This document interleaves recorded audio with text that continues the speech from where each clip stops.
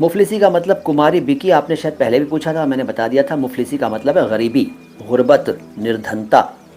फर्श होता है ना, फ्लोर, वैसे बिछावन को भी फर्श कहते हैं।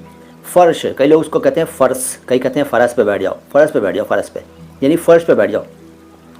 फर्श है एक तो, वो फर्श है, और दूसरी बात यह कि वो अरबी का है, हिंदी का नहीं है। तो हिंदी में फर्श को क्या कहेंगे ज़रा बताना। फर्श मत कहना, फर्श मत कहना, फरस मत कहना, फरस मत कहना, सही उच्चारण है फर्श। अगला शब्द है फव्वारा। फौहारा कहते हैं कई लोग, फुहारा कहते हैं, सही शब्द है फव्वारा। फव्वारा, फव्वारा शब्द जो है वो हिंदी का तो नहीं है, ठीक है। अब देख लीजिए, मैंने आपको बता दिया। फव्वारा को हिंदी में क्या कहेंगे ये आप बताएंगे। अगला शब्द है फ़ायदा।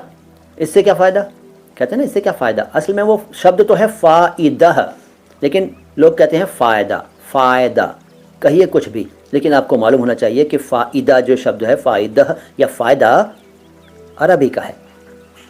हिंदी में इसका पर्यायवाची है लाभ, बेनिफिट, प्रॉफिट, लाभ, लेकिन फ़ायदा ज़्यादा बोला जाता है।